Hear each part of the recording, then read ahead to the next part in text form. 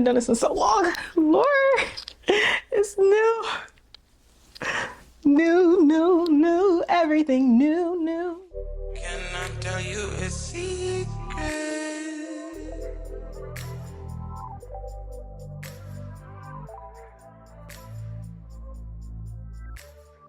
Hi you all, welcome to Unbottled Secrets, the channel where my truth becomes your entertainment. My name is Fakira and I make faith-based lifestyle and micro-locks content. So if you love the Lord and want to get to know me, then you will love this channel. I am so excited. Y'all, it's been a while since I've done content like this, and judging by the scene, you see your girl is in a new location. I have moved and there's just so much to do in this new apartment as far as setting up. If you watch my vlogs, then you see that your girl has been busy, a little bit of stress, but busy nonetheless, and blessed. Let's not forget about blessed. And speaking of new apartment, this video is actually a praise report on how God delivered me not only this apartment, but a job at literally the last possible minute. When I tell you God has been Jireh in this season, He has been showing out for your girl. If you watched my Trusting God with my career and finances video, I told you all about how I was laid off. I didn't have a plan. I was trying to do certifications. And since that video, a lot has happened. A lot has happened. A lot of tears, a lot of joys, just a lot. But one thing is for certain, God kept his hands on my life the entire time. So yeah, that's what we're going to talk about today. But before we get into all of that, we got to set the atmosphere with a Bible verse. Today's verse is taken from Lamentations chapter 3, verses 22 and 23. The steadfast love of the Lord never ceases. His mercies never come to an end. They are new every morning. Great is your faithfulness. So in my Trusting God with my career and my finances video, I mentioned prior to me getting laid off, I was just at peace. I had this very strange sense of peace. I don't know why, because nothing in my life was pretty much going right. I was sick at the top of the year. I got my car hit in the parking lot. I got laid off and I was at peace. I was very happy. And it was so crazy because last year, towards the end of last year, I was telling God, like, I just need a break. I'm tired. I feel like I'm just always on go and I just need some time. I said a vacation, but God gave me an extended one. 2 months of being unemployed. And honestly, the break was needed. I'm not gonna lie. Like, I was able to sleep in, kind of. I was able to really focus on looking for an apartment, really focus on strengthening my relationship with him, trusting him in that season. So it wasn't all bad. And during that time, a lot of great things have happened. I ended up joining this nonprofit. It's called Foundation First. I am the copywriter, so I write all of the devotionals, and God has surrounded me with such a group of amazing women. Also in that time, I started a series on TikTok called Wake Up with the Word, where we would go live every single day, Monday through Friday, and we would read the Bible and we would talk and we would discuss, and it would just be so great. I ended up becoming a model for this makeup artist. I was getting my makeup done. It was fun. It was great. I was cute. And I was able to plan. I was able to finish some certifications. I was able to be more consistent on YouTube. So that time of unemployment was very much so needed because it helped me really focus on the things that were important to me. But the looming elephant in the room was, hey girl, Your lease is about to end. You don't have a job. How are you going to have proof of income? So that was very much so unsettling. And it wasn't unsettling in March, right? My last day at my old job was February 28th. So the whole month of March was me focusing on getting these certifications finished and revamping my resume, updating my portfolio, all those different things. And towards the end of March and early April, I focused heavily on just applying for jobs and applied. I did. I think I applied to over 100 jobs, and at first it was great because I was confident in my resume. I knew I was qualified for most of the jobs I was applying for, but I was even applying for jobs I wasn't qualified for. But after a while, it just started getting very disheartening when every single day I would get rejections for one reason or another. And it wasn't because I wasn't qualified. It wasn't because I wasn't a hard worker. It wasn't because I wasn't good enough. It was just because they didn't want me, right?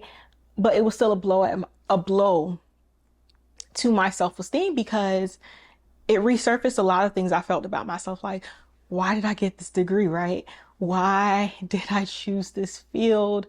Am I not good enough? Why don't anyone want to hire me? Am I supposed to be an entrepreneur? Like, God, what am I supposed to do?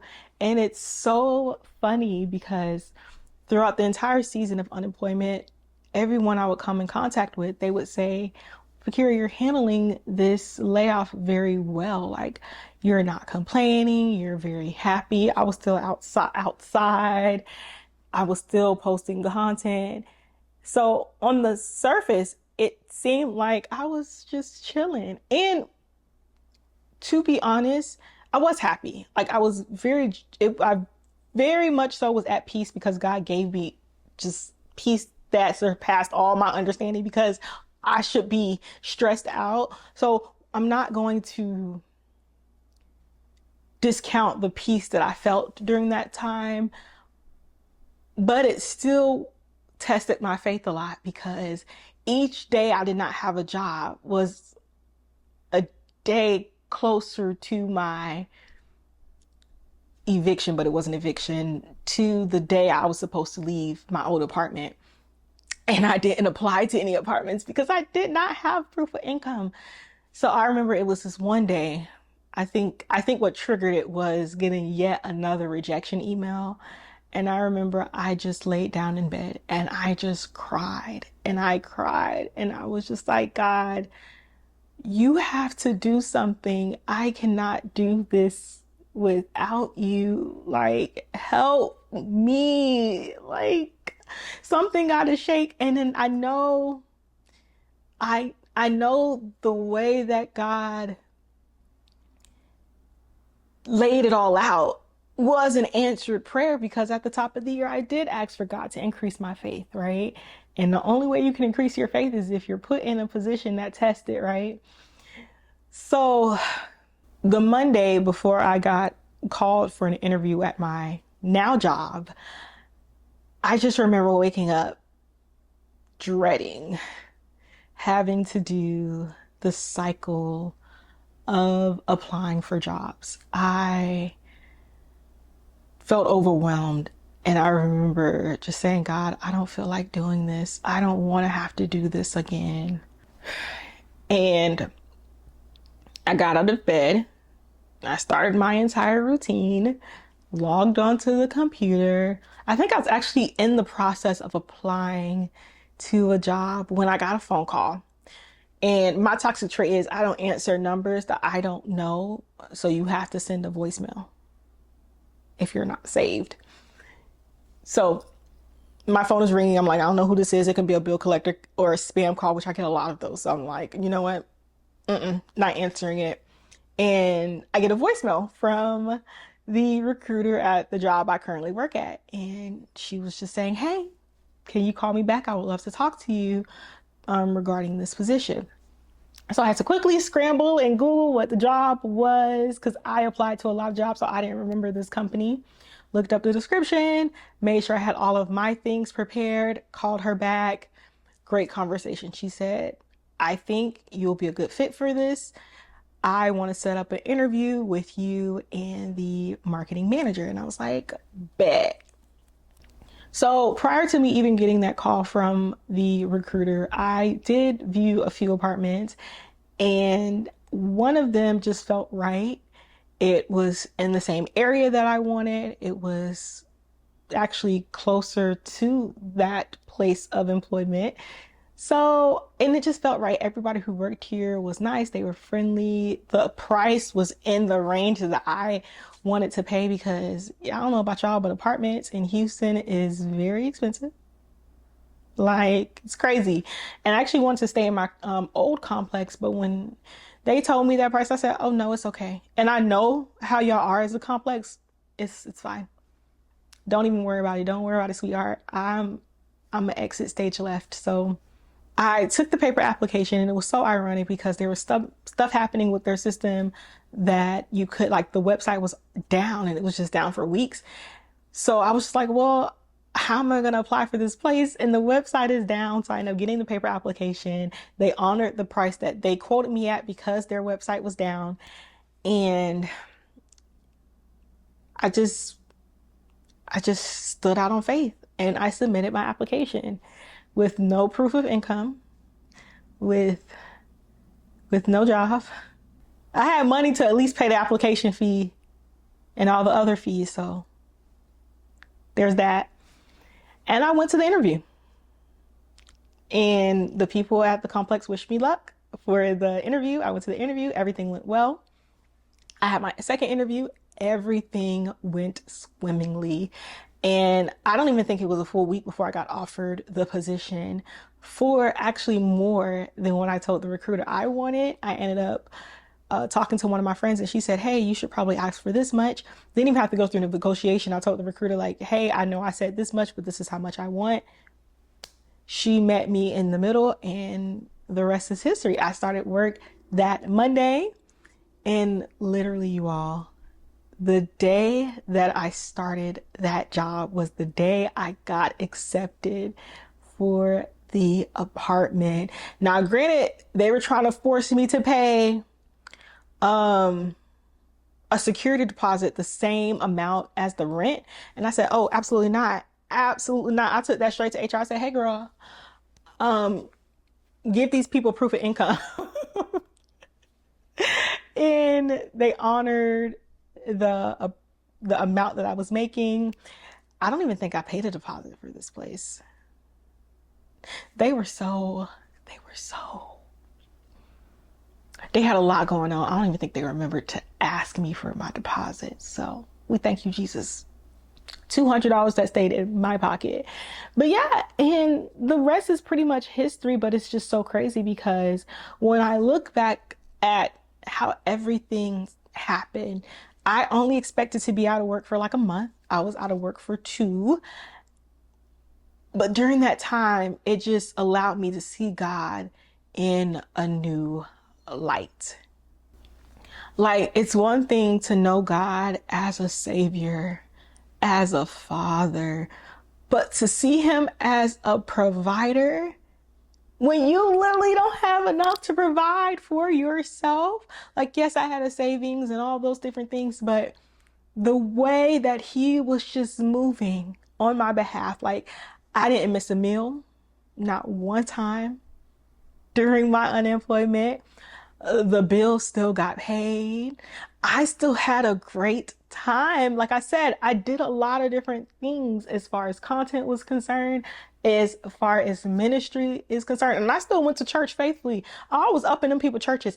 I got prayed over. Oh my gosh. Let me tell y'all about that. Wait, pause.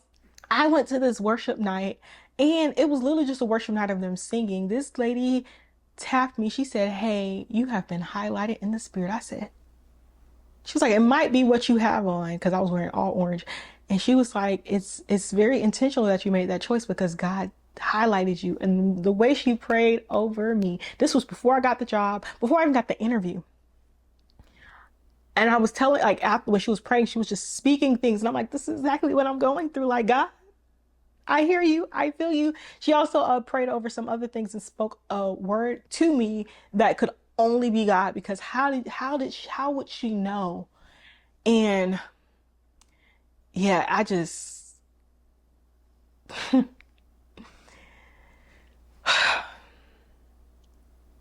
God is so amazing, man. So, yeah, I started the job. The job is amazing. The pay is amazing. It is a flexible position. Everyone at this job is so cool. They're so nice. My boss is chill. She's actually more chill than me. That's saying something. They, I could see myself for as long as God allows me to be there, and I'm just so content, and everything about this job is an answered prayer.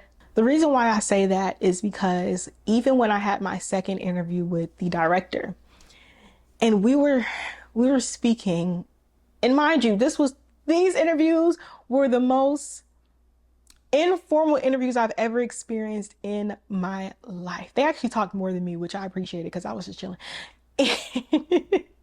I was just vibing. But that second interview with the director, it was like an hour and a half long.